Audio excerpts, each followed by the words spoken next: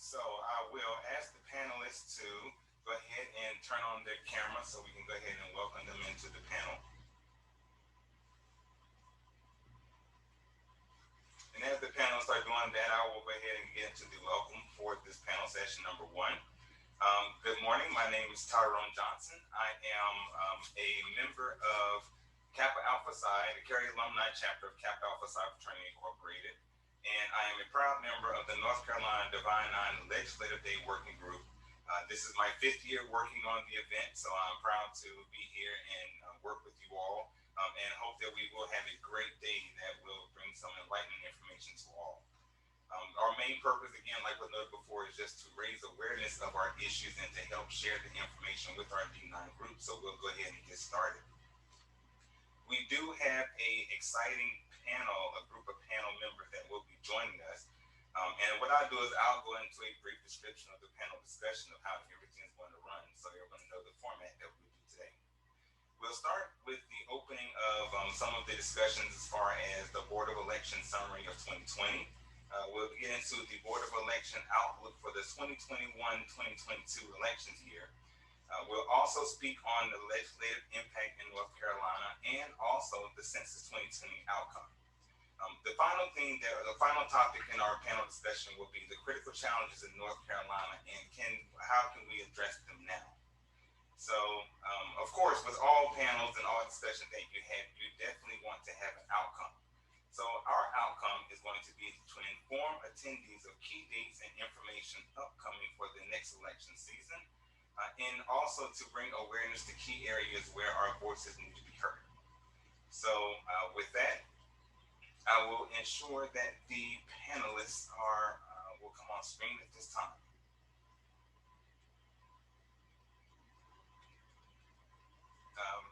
Should be able to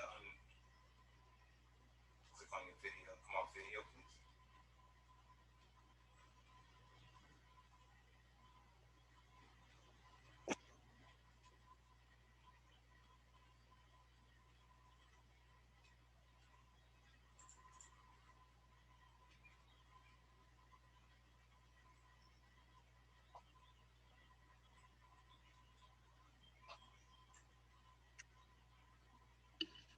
Good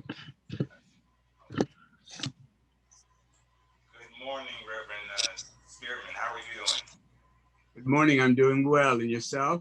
Doing good, sir. I see Karen Brenton Bell is on as well. And Representative Kenny Smith will be joining us soon. I'm here. Good morning. Good morning. Good morning. How are you? I'm doing well. Perfect. And let's see, Stacey Carlis on as well. I'm here. Good morning. Hey, good morning. How are you? Good. How are you? All right. So, again, welcome to you all. Thank you so much for giving your time for this first panel for the day. So we'll go run through the quick format of how the panelists are going to, how the panelist format will work. We will open the floor and give each of the panelists a few minutes just to talk about your backgrounds and how your department or your job impact the Board of Election process. From there, we will go into a town hall discussion to where we'll have all panelists participate and provide some insight on some of the key topics that we spoke of earlier. Then finally, we'll open up with a Q&A session from the audience of any questions that we have, and then we'll facilitate those as time permits and we'll go through the panel. So for the audience members that are in attendance, we do have a Q&A button below that you can use to submit all of your questions. Please use that. Feel free to use the chat for any comments that you want to make as well, but definitely put your questions in the Q&A session. And then finally, after we go through the Q&A session, then we'll have our closing. So again, we'll get into our extraordinary panelists. We'll go ahead and start with the introductions. And I'll start with Karen Brenton Bell, who is the Executive Director of the North Carolina Board of Elections. Karen. Thank you, Tyrone. I'm Karen Brinson Bell. I'm the Executive Director at the North Carolina State Board of Elections, which means I work for a 5-member board, but I do have oversight of all 100 county boards of elections, which are comprised of 5-member boards and, of course, the staff that administer the elections and ensure the safe and secure conduct of elections throughout North Carolina, from the municipal level all the way up to the presidential elections. Do you want me to start now, Tyrone, or are you going to do introductions and come back to me? That'd be, let's go ahead and go through the introduction, then we'll come back. Okay. So next we'll have Representative Candy Smith, North Carolina House Representative District. Good morning, everyone. My name is Candy Smith. I represent Pitt County, which is District 8. I am serving in my 2nd term here in the House, and I'm also a member of the Election Law and Finance Committee. And I am a co-chair for our shadow committee for elections. So I am eager to talk about this most important conversation. And thank you so much for having me. Oh, I can't forget, I am a member of Delta Sigma Theta Sorority Incorporated. Perfect. Thank you so much, Representative Smith. Now we'll have words from Stacey Carless, our Executive Director of NC Count Coalition. Hi, good morning, everyone. My name is Stacey Carless, and I'm Executive Director of NC Counts Coalition. And our organization is a nonpartisan, nonprofit 501c3 located here in Raleigh, North Carolina. We're committed to building a healthy, just, and equitable North Carolina through cross-sector partnerships that advance systemic solutions for communities facing systemic barriers, including BIPOC communities, LGBTQ+, low-wealth immigrant, and other communities. It's a pleasure to be here with you this morning. Finally, we have Reverend Dr. T. Anthony Spearman, the Guilford County Board of Elections member and President of the North Carolina NAACP. Tyrone, it's a little difficult to hear you, and some persons are asking if you could turn up your volume some, and I am a part of that delegation. I am the Reverend Dr. T. Anthony Spearman. I'm an ordained elder in the African Methodist Episcopal Zion Church, president of the North Carolina State Conference of Branches, NAACP, and a member of the Guilford County Board of Elections. I'm honored to be here today to share with members of the Divine Nine, the divinest among them, of course, the Omega Psi Phi Fraternity Incorporated. And I am hoping that we'll have a healthy and robust discussion this morning. Thank you so much. So I hope my sound is better now. So It is better. Okay, thank you so much. All right, so at this point, we're gonna go ahead and turn into our panel into a town hall discussion. So as I come up with the sections that we're gonna discuss and the topics that we go through, any member can go through and decide to provide insight, comments, feedback as we do, as you go along. Now, what I would like to do is I would like to open up with Karen Brinson Bell so she can set the tone and give us a ideal or the setting of what is the Board of Elections and kind of set the tone for the rest of the conversation for the other groups. So Karen, please take it away. Thank you again, and very glad to be with you. I will say that this is sort of an anniversary for me. When I was with you this time last year for your legislative day, it was during the session that I was a part of that I learned that my father had contracted COVID-19. And that was very emotional for me in that moment because I was coming before you even that day to commit that we would ensure safe and secure elections for North Carolinians. And fortunately, my father came through COVID-19 okay.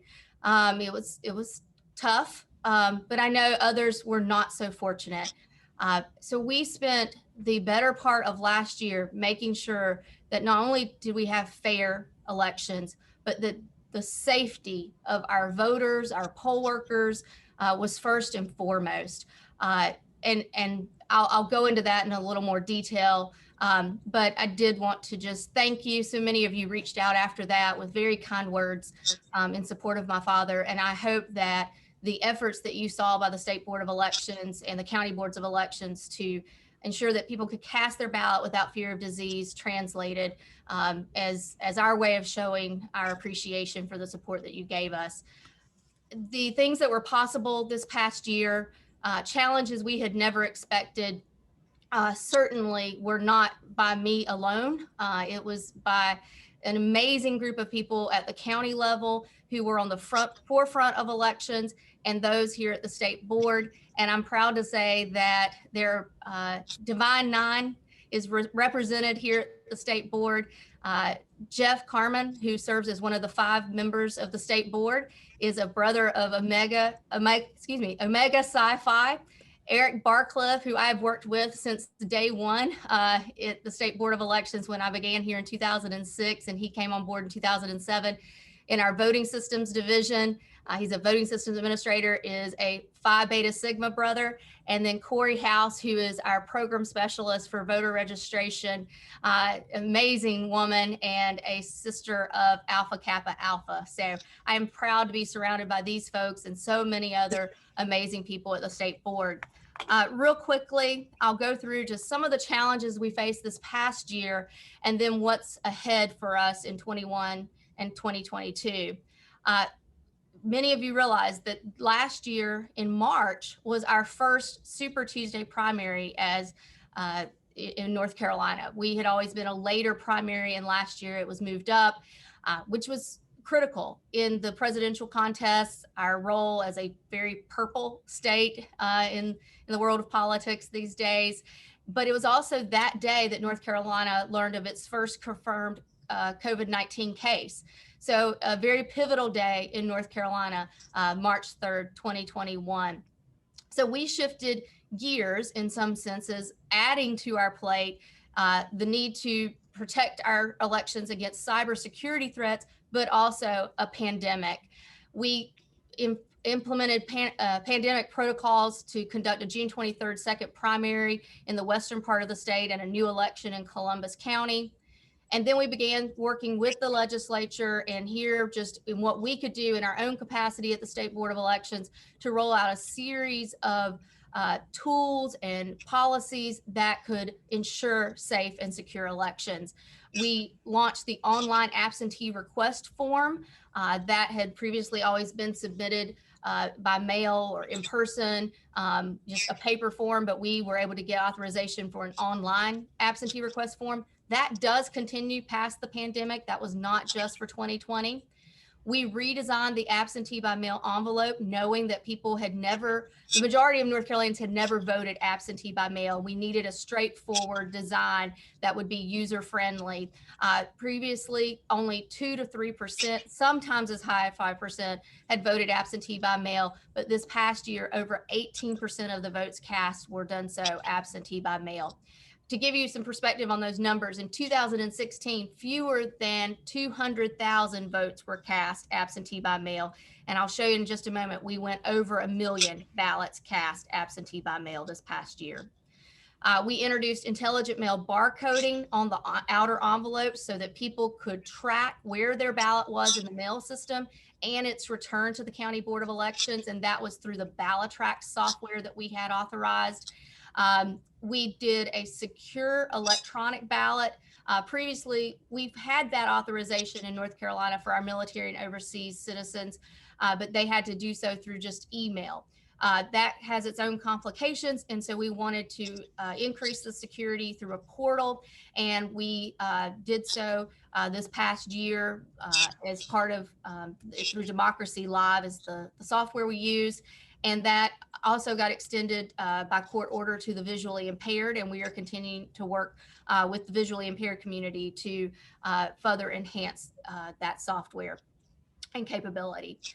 We launched a brand new website in part to be more secure, but also to be more user friendly.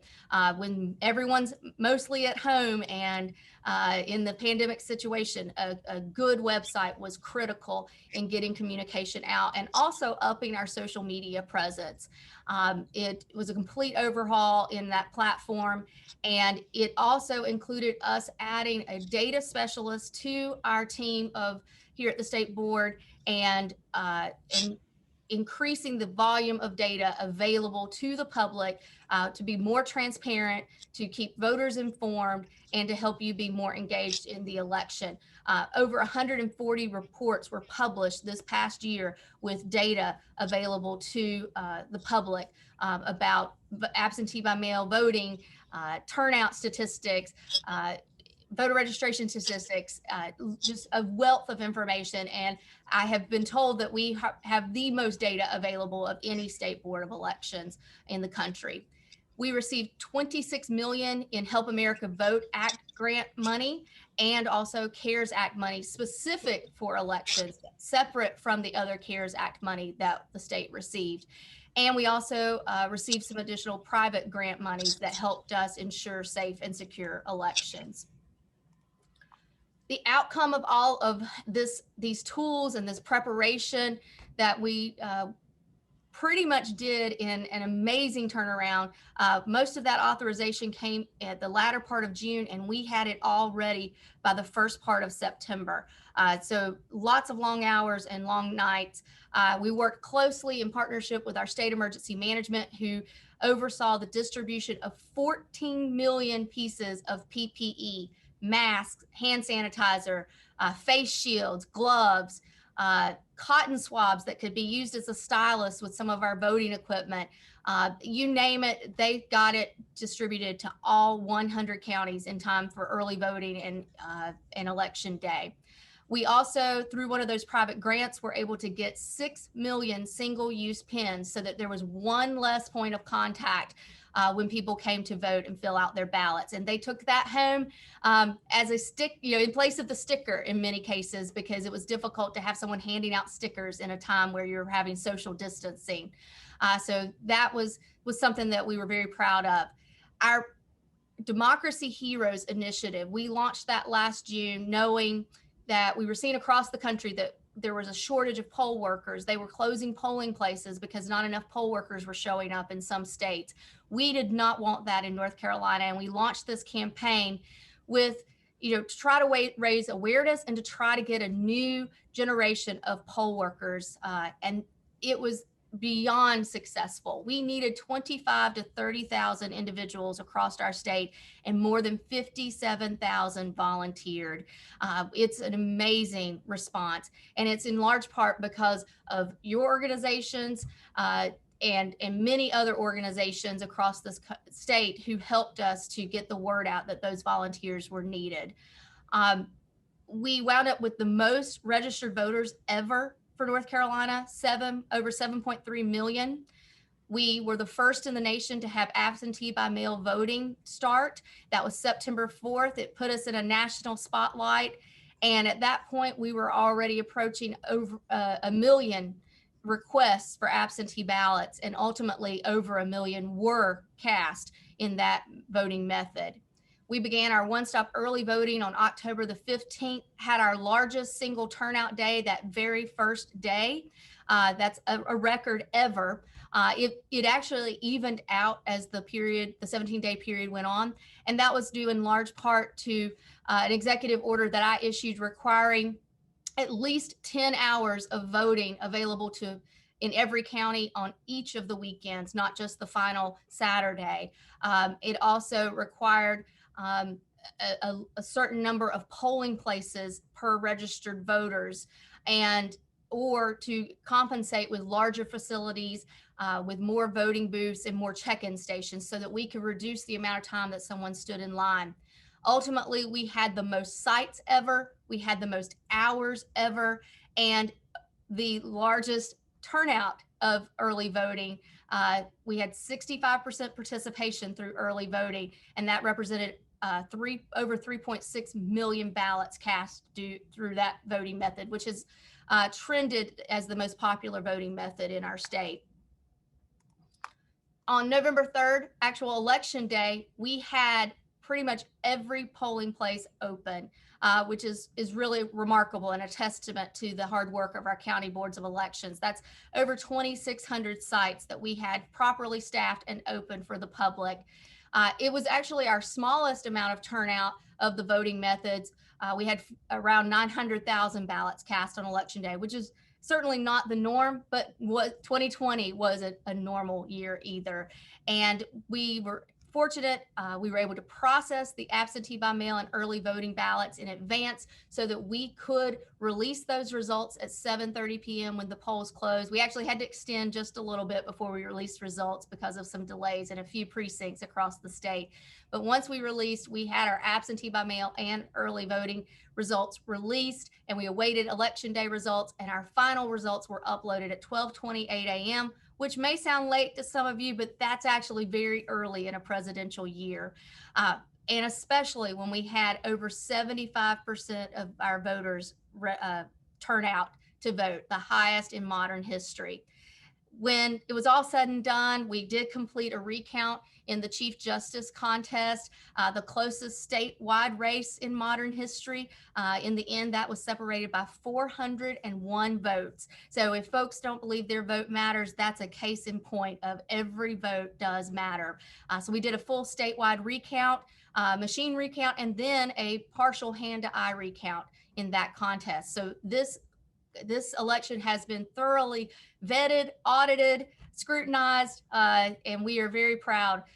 In the end, Civitas actually conducted a poll that we were not aware of, but the results came back very positive. 68% of North Carolinians think that our election was conducted fairly. And given the rhetoric in our country right now, we're very proud. We'd like to see that number higher, but we certainly see that the majority of North Carolinians have faith in our election system. And another report that came out that we did not realize would be issued, but our partners at the Department of Health and Human Services that we worked closely with monitored voting and the spread of COVID-19 and found no link to the spread of the virus to voting. Obviously, we had a few situations here and there, but to say that there was a direct spread because of voting, they could not find evidence of that. That will probably be the greatest professional accomplishment of my life and of my colleagues to know that we kept our voters safe through a pandemic. Looking ahead, we have conducted lessons learned with all of our counties and also everyone here at the State Board of Elections to determine what worked, what didn't work, and what can we improve upon. We have 66 initiatives, projects that we're working on, modernization of software, implementation of phone systems, a variety of things that we are working on this year to just improve our elections. We continue to focus on combating misinformation. I'd say the bulk of 2020 from our comms department was responding to misinformation, disinformation, and just trying to get the right facts out to the public about the elections process. We have actually created a dedicated web page on our website that is combating misinformation so that people can have a direct source, a trusted source for the facts about elections. We obviously are monitoring federal and state election bills that have been proposed. There are a handful in the North Carolina legislature. They have not gone to the House or Senate floor at this time. They have pretty much been in committee. Some of them do mimic some changes that have been proposed across the country. Others are very specific to North Carolina. At this point in time, there is one bill that has bipartisan support. The others, it's not clear whether they are a bipartisan support effort or not. And so we'll have to see how those go through the legislature, and then the response by Governor Cooper to those bills we'll see how that plays out. That is a difference in North Carolina from some of the other states that have passed new election laws. On the federal level, there is the For the People Act. It's in markup right now, which is when the Senate considers amendments. We'll just have to see how that plays out as well. It's a very extensive bill, and it does not currently have bipartisan support. So we will just have to see how that one plays out. We have presented to the legislature some different administrative changes that we think would be good. We have not seen those in bills at this time. And one of the other things that we presented to the legislature, they asked for our considerations in conducting municipal elections and even the 2022 elections, given the delay in the census. The census data normally arrives in April, and that allows for the redistricting process to happen for federal offices, state offices like House and Senate, and then also it does affect county commissioner seats and municipal district councils in many cases. And so we recommended moving all the municipal elections to 2022. There doesn't seem to be an appetite for that, but there does, it's our understanding that the League of Municipalities and some other stakeholders are having conversations with legislators about the potential of the districted councils, city councils or town councils, moving those to 2022 and what that could look like. We also have been talking about that because the filing for municipal elections actually occurs in July, which is well before the census data would be arriving. And we also had to help educate everyone that even when a governing body decides on their districts and hands that information over to elections, it's about a 2-month process for us to get that into candidate filing, into voter files, and make sure that those all align properly and as intended by the governing body. So even once those maps are decided, there's still about a 2-month process for us to complete to be ready for filing and voting. And so with that, we asked that the legislature consider moving the 2022 primary, which is slated for March with a December filing period, moving that to May of 2022 with filing in February. Obviously, if the legislature doesn't get their mapping information until September, or even towards the end of September, even in a matter of, if they could decide in a matter of weeks, we're already knocking on the 2-month window that it would take for us to turn things around to have a December filing. So that's why we've asked for those elections to be moved. And with that, let's see, Tyrone, I think that I'll just share my information and then be available for questions.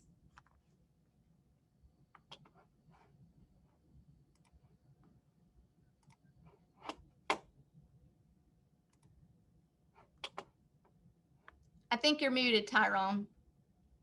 Oh, sorry about that. Sorry about that. So yes, Karen, thank you so much for that introduction into that that process. And I do want to again thank you for your efforts. I did read your article in the Fayetteville News and Observer where you pointed out the different avenues that you wanted to address as far as moving the municipal elections to 2022. Of course, you know there's so much confusion that can happen, and you want to make sure that you have time to give voters all of the information that you need. Everything is correct. And that you reduce any angst that anyone would have. You definitely want to make sure that you have your ducks in a row and that everything is organized when you're presenting to the public. So again, I thank you for pushing those efforts forward and hope that everything will be set to move forward with our outlook for the 2022 year.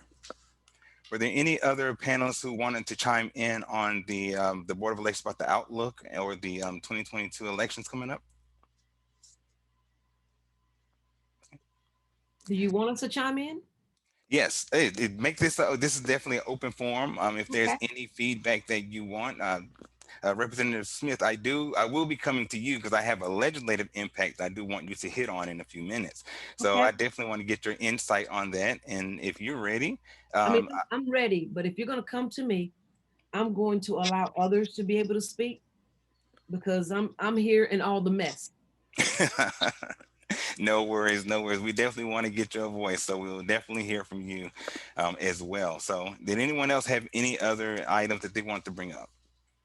Certainly, I'll chime in if it's okay. Of course. I want to first of all thank Executive Director Karen Brinson Bell for laying out all of the achievements that have occurred with the state Board of Elections and for the overview also of what we can expect for 2022.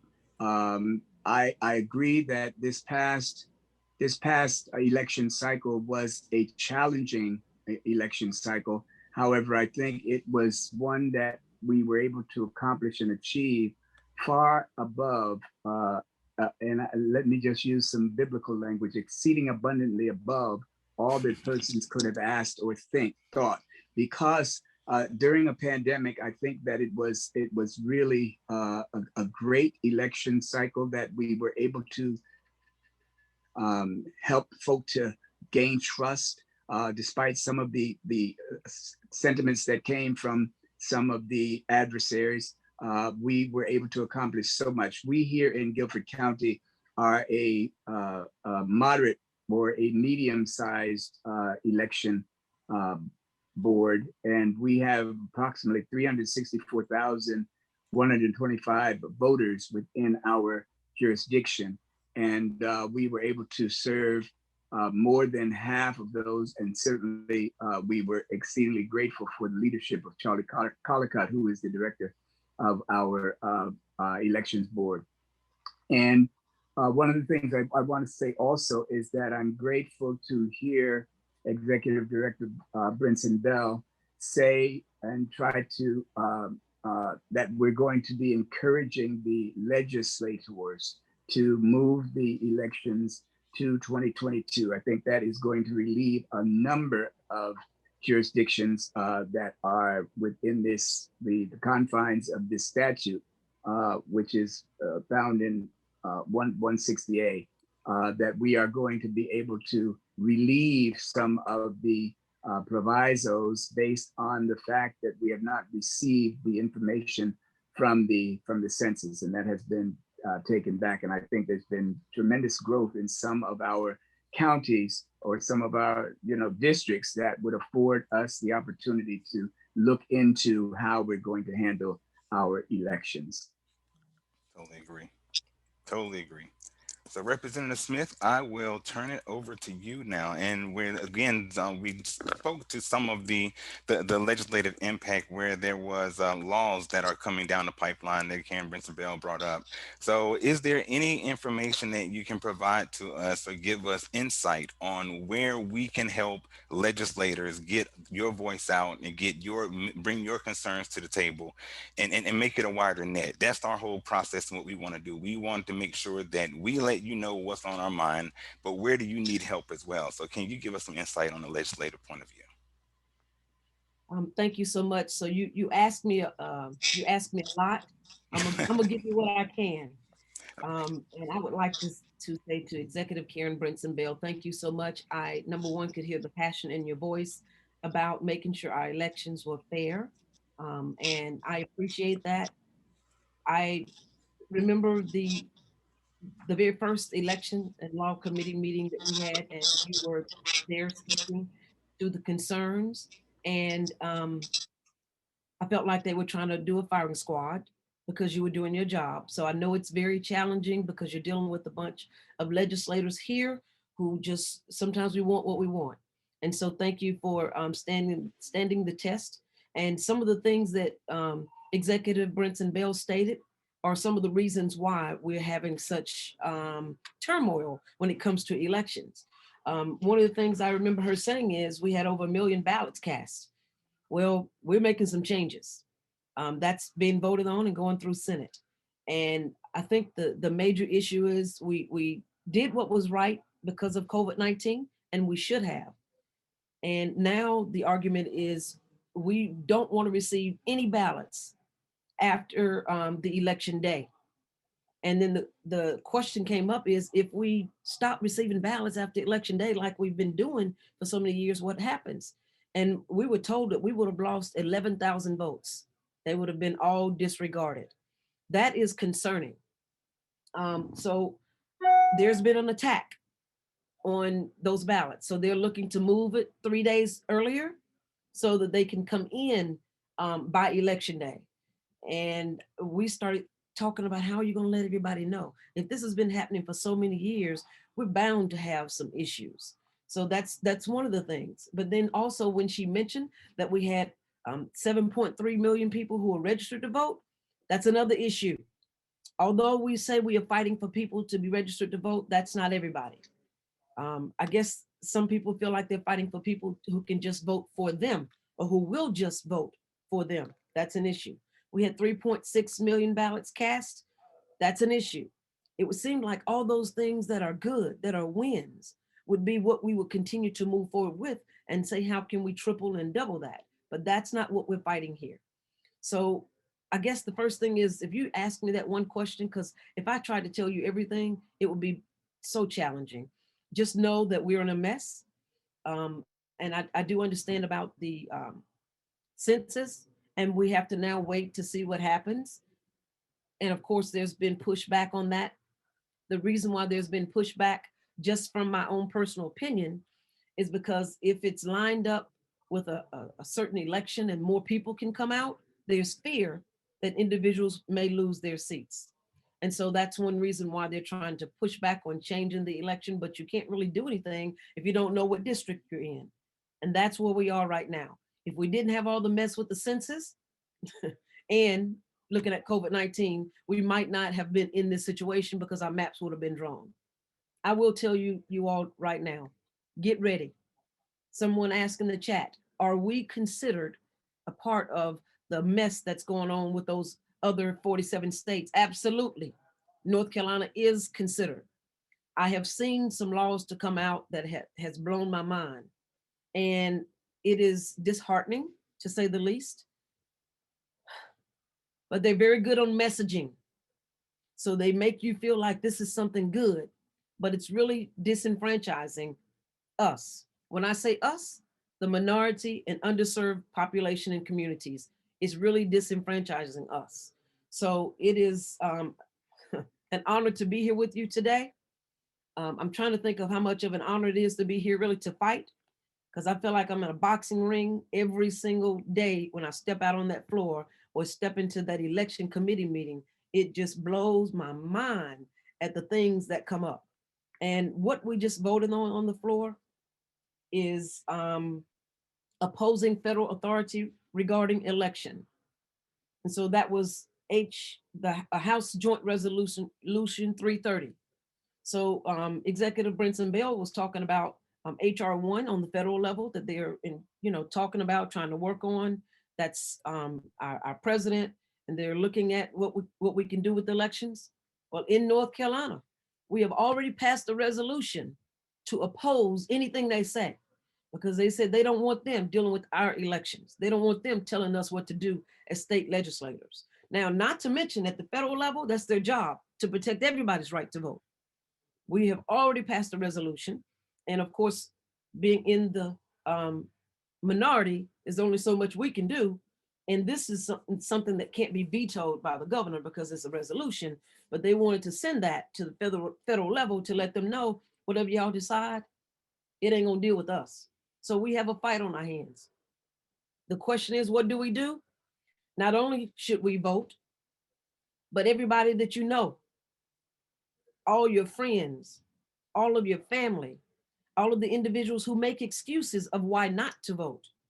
We need to make a change. If you are not changing the people who sit in these seats here, you're going to get the same thing, because this is nationwide and it is a concerted effort, because there's no way that all of the states will have the exact same things in their laws. So I just want you guys to understand the importance of it. We cannot rest on our laurels anymore and just think it's okay, because when we get that idea of whatever happens, happens, it begins to happen to us and not for us. So we need to make sure that we're better educated on the process, having town halls, participating in events such as this one, but contacting your legislator and saying, what can I do? How can I help? How can I spread the word? What are things that we can all be aware of? That's going to be key. And more importantly, support those people who you want to be your voice and who think like you. If we want to make sure that we're having fair elections, if we want to make sure that everyone has a chance to vote, if we want to make sure that we are having absentee ballots because we have people who still don't want to come out because of COVID and everything else, we have to make sure that we're letting our legislators know, because they are taking the approach, my peers are taking the approach, is that we really do not care. We only want what we want. And if it ain't right for us, it's not gonna happen. We can't hear you, Tyrone. Got it. Thank you so much, very much for those words, Representative Smith. Very well felt, and I understand dealing with other in other committees and organizations that I'm part of. That messaging is just going across for the last few years. Is that we have to have a high voter turnout. We have to show up. We have to be at the table in order to make these changes. So I thank you for those words. Very vital. And, Appreciate it. and, and Tyrone, just to make sure that we're very, very, very specific. When people say, what can we do? We have Divine Nine. I guess my challenge and my question to many of you, how many of you are serving on someone's campaign committee? How many of you are volunteering to help those individuals who are like you to get out to vote? And then how many of you are donating? A lot of people say, well, as minorities, you guys got safe seats. People don't even know. I was speaking earlier. They don't even know when we get here, we have dues. I have to pay $5,000 dues. Senate has to pay $10,000 dues. So whether we're in safe districts or not, we can't be your voice without you being an active part of the solution of what happens up here. Just wanted to make sure that you guys were aware. Thank you so much. Thank you so much. And you hit on a very hot topic that happened last year with the Census 2020.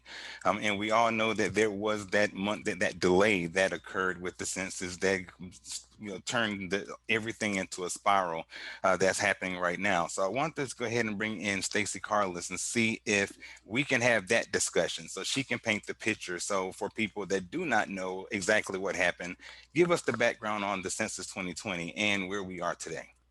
Sure. So good morning again, everyone. A lot happened with Census 2020. I do have a presentation, so let me share my screen for you all. And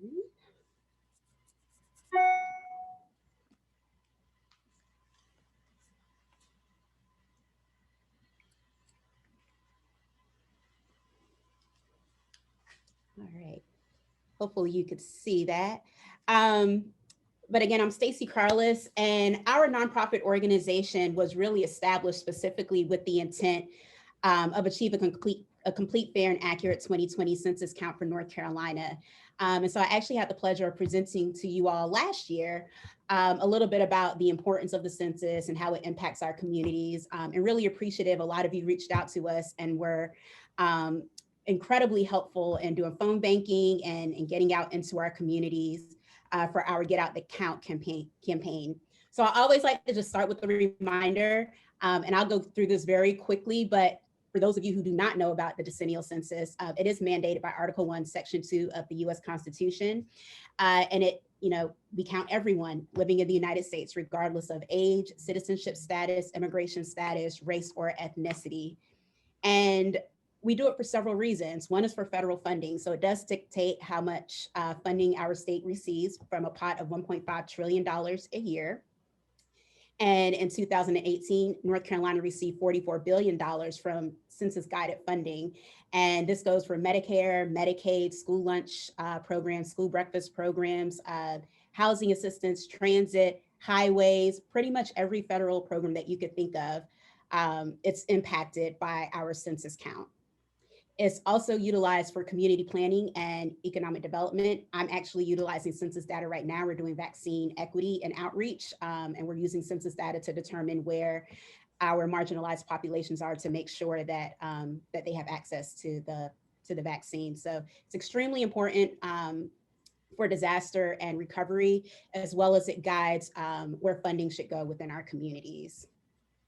And the real reason that I'm here today is because it is the core of our democracy. And so it does determine congressional representation, electoral college votes, and redistricting. And so the big question is, where is the data?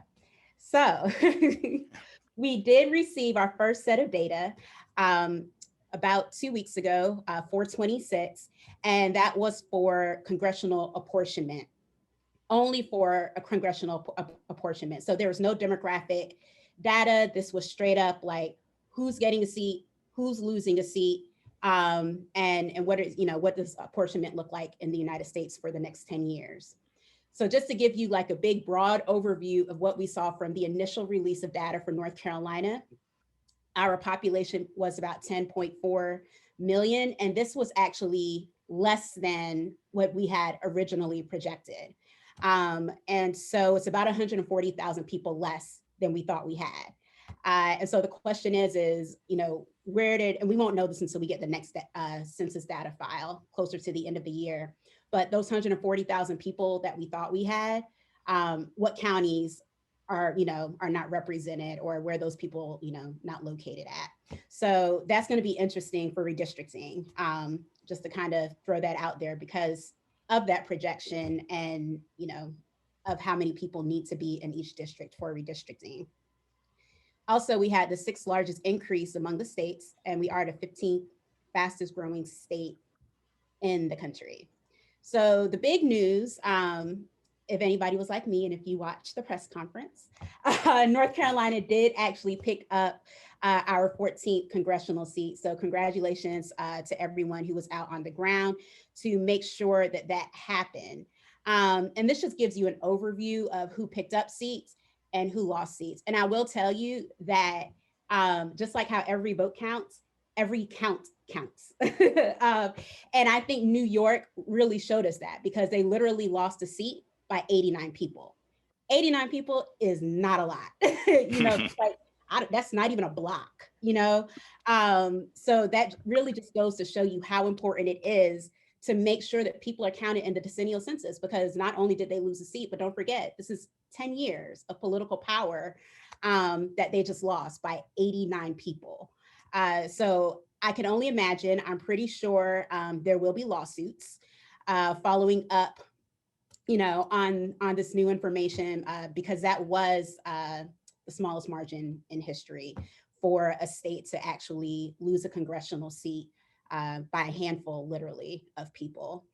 But, it also goes to our electoral college. And so again, when we talk about the political influence and the political power of our state, again, North Carolina picked up electoral college vote, and this just kind of shows you who picked up and who lost. I think the trend that you'll notice from these maps is that going south and west, that's where seats were picked up, and that's where electoral votes were picked up. So, this information will be important for our senatorial race next year, the midterm elections, and then also for the next set of presidential elections when we're talking about political influence. So the redistricting files that we do not have, we should have received those on April 1st, but hopefully you paid a little bit of attention to the census. Really what happened is the census literally started the week of North Carolina's stay-at-home order, as well as other stay-at-home orders across the country due to the pandemic. And when that happened, Census Bureau employees were not able to go out into the field. Pretty much the census operation was stalled to some extent, and we were relying on folks actually being out on the ground to encourage our communities to be counted. And so initially during the pandemic, the US Census Bureau, the Department of Commerce, asked for a deadline out to the end, an extension out to the end of October in order to allow more time to get out and to adjust and to pivot. Originally, it seemed like that was going to happen. However, once we got up to, I think it was about August, we found out that the Trump administration decided to pull back on that deadline, and they wanted to end the census earlier at the end of September. This is a huge issue because Census Day was April 1st. Census Bureau employees didn't even start going out into the field until April, May, June, I think July. And if you're familiar with the census operation, last year was a little bit different because you could do it online. You could still do it by mail, or you wait for an enumerator to come knock on your door. Historically, we always miss Black and Brown populations, marginalized populations, as well as young children and low wealth individuals in the census. Typically, the time to get populations that are missed in the census to participate is during that enumeration period where people go out and they knock on doors. So by cutting back on the census operation, it actually cut back on the count of Black and Brown communities because it was less days in the field and it was less time to go out and actually enumerate people. This is huge. We don't want to miss our communities in the census. One, because it's political power, and two, because it's resources to our communities. And so it went into a lot of litigation with the National Urban League and some other groups who really led that effort. And it did buy us a little bit more time, but ultimately the census was cut short by 15 days on October 15th. And that's why, you're now seeing it was cut short, but statutory deadlines that were originally in place for the data, such as April 1st, none of those were adjusted, nothing was moved, and there wasn't a lot of room made to actually make sure that the Department of Commerce and the U.S. Census Bureau had time to go through and make adjustments to the data to make sure that it really truly is complete and accurate. As much as we want the data, there's a greater need for it to be accurate because we can't afford the complications of inaccurate data. And, again, I think that goes back to like New York missing 89 seats, right? Like, that's why I said, I can imagine they're probably going to sue, because if that's inaccurate, that is a huge implication for them for the next 10 years. And so, there's just been a lot of going back and forth in Congress in regards to extending deadlines and making sure that the Bureau is actually able to provide the most accurate data possible for redistricting, as well as for federal funding to make sure that communities have what they need.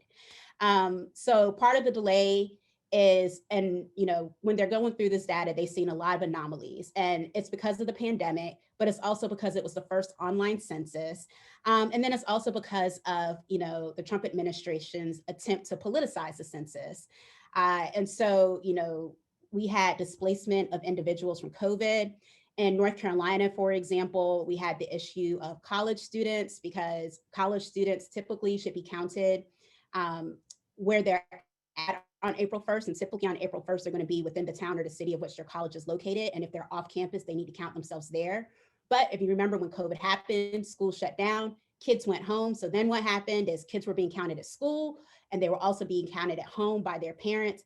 And the mandate of the Census Bureau is to count everybody once, only once, and in the right place. And so they have to have some time to go through and to check these records and to take out the duplications. There's also a lot of non-ID responses because it was online, and there was the option to participate online without having an ID to make it easier for folks. So there's just a lot of little things that happen that, caused this delay. Also, I will say that the Trump administration, Trump had issued an executive order directing the Census Bureau to pull data for unauthorized or undocumented immigrants to exclude them from the census. And he set a deadline on them. And so the Census Bureau at one point was prioritizing information that is irrelevant, because again, the census counts everyone. And that also caused further delay, because when they should have been focusing on just making sure people were counted and the records were correct, instead they were focusing on providing the Trump administration with records of undocumented individuals in the country.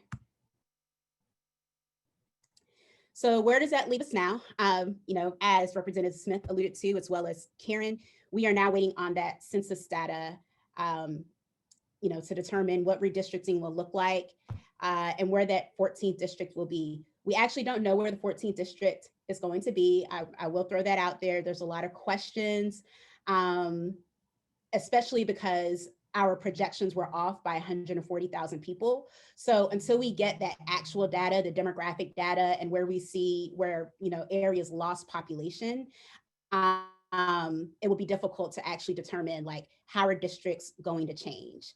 Right now, the speculation is probably somewhere in the Wake County area or somewhere in the Mecklenburg County area, because those are our two largest growing geographic areas in North Carolina. But what the shape of the districts is going to look like, we're just not sure. According to Carolina Demography, they do believe that metropolitan areas, urban areas will have smaller districts and rural areas will have larger districts. So we'll just have to wait and see. I also just want to flag that I do believe that there's a pretty good chance that the data might be questioned when it comes out. And I think for several reasons. One is definitely the pandemic. Two is because how much this was politicized. Again, the Trump administration attempted to add a citizenship question, which is illegal and completely inhumane, as well as just goes against the Constitution in every way. And so even though a citizenship question was not added to the census, the day that it was even mentioned that there might be a citizenship question, the harm had already been done. And there was a lot of time that had to be spent to rebuild trust within all of our communities of color in regards to why is this question even being poised. And so that's one issue. The other issue is the digital divide. Again, this was the first online census. And it's great because it was easily accessible for some folks, but we have to remember, especially in North Carolina, of the digital divide in rural North Carolina. And not only in rural North Carolina, but even in our urban and metropolitan areas, you know, unfortunately, internet is still a luxury. You know, it should be accessible to everyone, but not everyone has it. Not everybody has broadband internet access. And so even though, you know, it might be accessible in a community, it doesn't necessarily mean that a family or a home has access to internet, and they might just be using data from their phone or what have you. And because of the pandemic and us heavily relying on the online census, we just don't know how that impacted the count. And then, you know, there are other regular things that happen with the census that could cause the count to be off. So I say all that to say that, you know, every census has its challenges. And this just kind of gives you an idea of some other challenges that we've seen in the census operation. But this was a very special circumstance because we've never had a census during a pandemic. And we've also never had all of, you know, the attempts to add citizenship questions and a digital divide and all these other factors that kind of laid on to the census that got us to where we are today. And so we're just going to have to watch and see what happens. It's going to be big when the results come out. I expect a lot of big reactions. And, you know, that essentially will pull the trigger for redistricting to take place. And so, you know, I definitely encourage you all to stay engaged and look out for redistricting. If you do want to learn more, NC Counts Coalition is working with NC Black Alliance as well as North Carolina Asian Americans Together on a redistricting education program. It's Code Red, and the website information is here. Our first session is actually this evening from census to redistricting, but it's on Wednesday evenings from 6:30 to about 8:30. And we'll go in depth about the redistricting process and provide some education and background on that. And that's it. This is my contact information. Again, really, truly appreciate the partnership with the Divine Nine. So many of you, it ended on October 15th. And I think the week before that, the Divine Nine actually had a phone bank with us because we were trying to get in. We didn't know when it was going to end. It was like, it might end tomorrow. And I mean, I was doing a call to action and you all jumped right in and helped us make phone calls to residents across Eastern North Carolina. So we're extremely appreciative of your support and your commitment to our communities to make sure that people count. Thank you so much. We truly do appreciate that, especially that mention of the Wake County, Mecklenburg County battle that's going to happen for that possibly for that 14th seat when it comes up. And I'm sure there'll be some interested members that'll be looking at that particular seat as well. So, and plus with the new companies that are coming to the RTP area, it really is a, you know, we'll have to see how the population goes and what area is selected for that seat. But there's a bunch of eyes that's going to be on top of that. So thank you for mentioning that during the panel discussion. And then finally, what I wanted to do is we do have a couple of minutes left in this particular panel. What I wanted to do is I wanted to get some insight about some critical challenges in North Carolina and what we can address now. So I'm glad that we have Reverend Spearman that is on the call that has some insight and had done work behind the scenes with the NAACP with the voter intimidation and some suppression items that has come up, and as far as gerrymandering as well. So Reverend Spearman, I wanted to see if you could just give us some insight on your vision or some things that you can point out to help us out in order to get the word to our members and to our family members of what we can do about the critical challenges that North Carolina is facing. Tyrone, one Yes. of the things that the North Carolina NAACP is involved in, we're involved in some coalition partner workings that are dealing with a lot of these issues that are coming up. Voter intimidation was, I observed quite a bit of it during the last election cycle. and some of it was very tense at best. I mean, it was very disconcerting. Some of the things that I saw happen, and we did our best to address all of those. But I think going forward, that what we need to begin doing is to enlist the support of as many people as we possibly can to be a vanguard, if you will, for the deterrent of these kinds of activities. There were, I can't tell you how many incidents there were that I saw of people carrying, open carrying their weapons, which is certainly an intimidation factor for many people who were trying to cast their ballots and to vote. And so we're looking at ways that we can deal with these kinds of issues. We have worked, the North Carolina NAACP has worked with the State Board of Investigations, as well as now we're able to work with the Department of Justice on some of these issues going forward. So we just encourage all of the Divine Nine to make sure that you're as intentional as you possibly can be, and that you are stepping forward as a force to reckon with, to make sure that we're deterring all of these efforts at intimidation factors, because they are happening very, very across the length and breadth of the state. Thank you, sir. Appreciate that. Before we end, may I address the issue? There were a couple of people that have asked questions about what's going on in Elizabeth City. And if I may, just kind of to chime in, yesterday afternoon, the family was able to see a little bit more of the footage, but they reported very similar findings as they did with the 20-second snippet. It's quite apparent to them and the attorneys that Andrew Brown Jr. was executed, that his car did not, as the DA is trying to set forth, that his car did not come into contact with any of the deputies or police officers, that indeed they may have made contact with his car, but he did not do anything intentional to make contact with them. And so we're very concerned about this. And I put in the chat that there are possibilities for us to make some changes, but you have to make contact with Senator Danny Britt. I thank Sister Representative Nadine Smith for all that she brought forth, and thank her for her courageous, the courageous way that she's approaching things. She has called me on a number of occasions to ask my insights about certain things. And that's the kind of thing that I think that we need from our representatives in the General Assembly.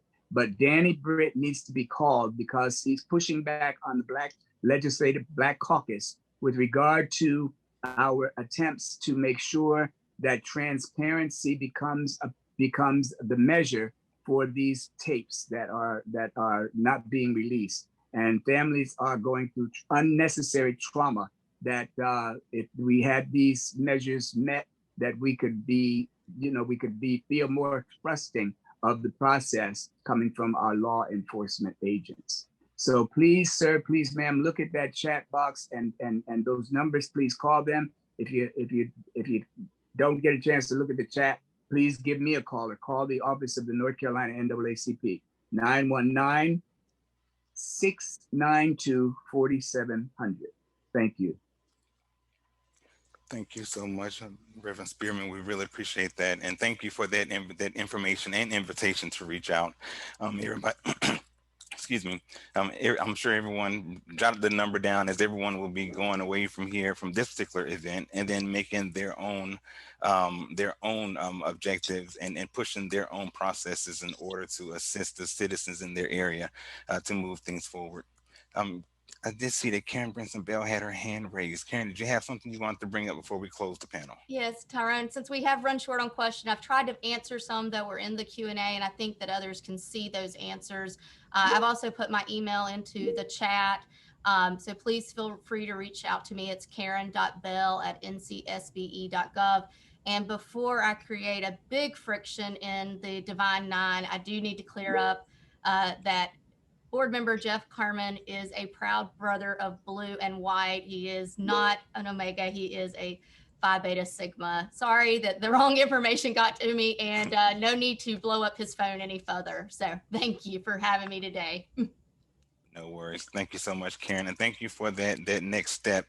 For the panelists that are on the call, we do have some questions in the Q&A that I would love for you all to spend a couple of minutes, if you want, since we've been on the panel, to go ahead and read through those. And if you can provide a response to those to the members in the audience, that'll be fantastic. On behalf of the North Carolina Legislative Divine Nine Legislative Day team, I want to thank all of my panelists and guests for joining this particular portion of the panel. We will be moving over to the next one. And for all of the Q&A questions that we have available, we will provide answers to those, and we will have those provided out to all. So with that, thank you. And I will now turn the call back over to Sister Carol Gorns. And right before you do, I just want to say thank you guys again for making sure that you are learning all that you can, but don't just learn it without practicing it. Because again, if you're not at the table, you're often on the menu. And there's so many things that's happening here that you would not believe. You have to become active. And I've seen the questions, and if the chat will be up, I'll go through and answer as many questions, because we are trying to work on them not purging the files. We are trying to continue to work on the camera footages from any incident being seen. We've not 2, but 3, because me and some of my peers just filed another body camera bill, because it could be anything that happened to anyone that we don't want this stuff to be hidden. We want transparency. So I'm going to put as much as I can into the chat and answer as many questions, but we need you guys to be vigilant. Don't just sit and listen and learn. Be active. Thank you so much for the invitation.